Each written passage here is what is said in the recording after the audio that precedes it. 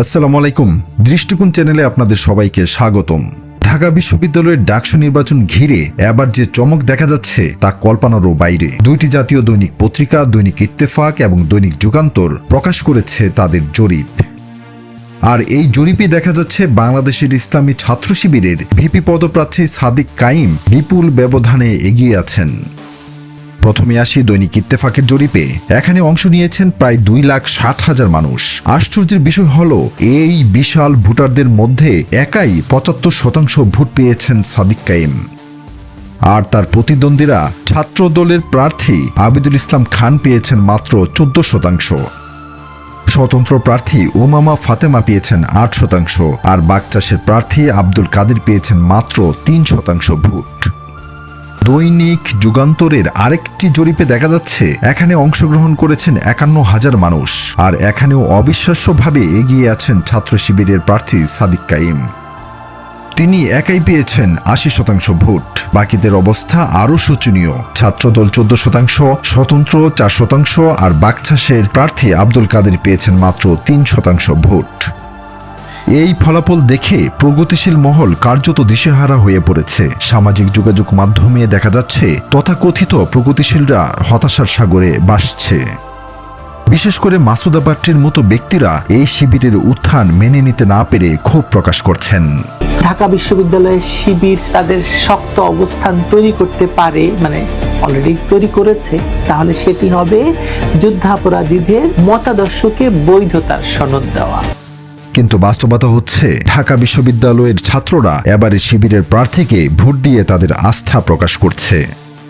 দীর্ঘ সময় ধরে প্রগতিশীলরা ভেবেছিল ক্যাম্পাস তাদের একচ্ছত্র আধিপত্য থাকবে, কিন্তু এই জরিপ প্রমাণ করছে ছাত্র সমাজ তাদের প্রতি আস্থা হারিয়েছে এবং বিকল্প হিসেবে ইসলামী ছাত্র শিবিরের ভিপি প্রার্থী সাদিক কাইমকে এগিয়ে রাখছে। কেন এই ফলাফল? দীর্ঘদিন ধরে সাধারণ শিক্ষার্থীরা দেখে আসছে কিভাবে প্রগতিশীলতার নামে ক্যাম্পাসে এক ধরনের বিশৃঙ্খলা ও অরাজকতা চলছে। তারা দেখেছে কিভাবে ভিন্নমতের কণ্ঠরোধ করা হয়, কিভাবে আদর্শের নামে নৈতিক অবক্ষয়কে প্রশ্রয় দেওয়া হয়। এই পরিস্থিতিতে শিক্ষার্থীরা একটি পরিচ্ছন্ন আদর্শবাদী ও নৈতিক নেতৃত্ব খুঁজছিল। সাদিক কাইমের মতো একজন তরুণ যার মেধা ও সততা নিয়ে কোনো প্রশ্ন নেই, তিনি সেই আকাঙ্ক্ষার প্রতিফলন ঘটিয়েছেন। শিক্ষার্থীদের কাছে তিনি কেবল একজন প্রার্থী নন, তিনি একটি পরিবর্তনের প্রতীক, একটি আদর্শিক আন্দোলনের প্রতীক। প্রগতিবাদীরা এতদিন ধরে শিবিরের বিরুদ্ধে যে নেতিবাচক প্রচারণা চালিয়েছে, এই জরিপগুলো যেন সেই অপপ্রচারের মুখ বন্ধ করে দিয়েছে।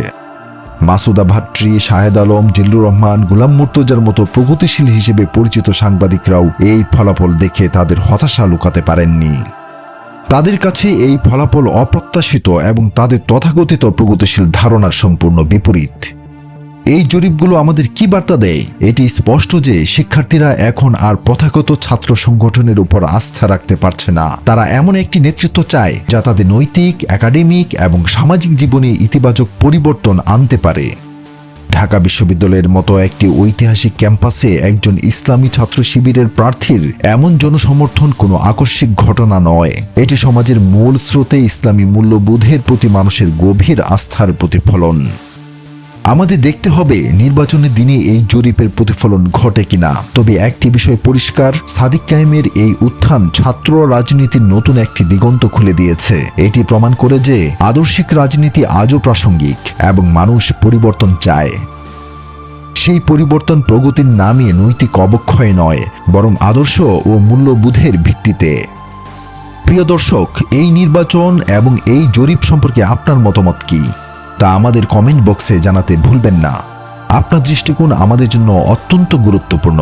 ভিডিওটি শেয়ার করুন এবং আমাদের চ্যানেলটি সাবস্ক্রাইব করুন, বেল আইকনটি ক্লিক করুন যাতে আমাদের কোনো ভিডিও মিস না হয়। আজ এ পর্যন্তই। আল্লাহ হাফেজ।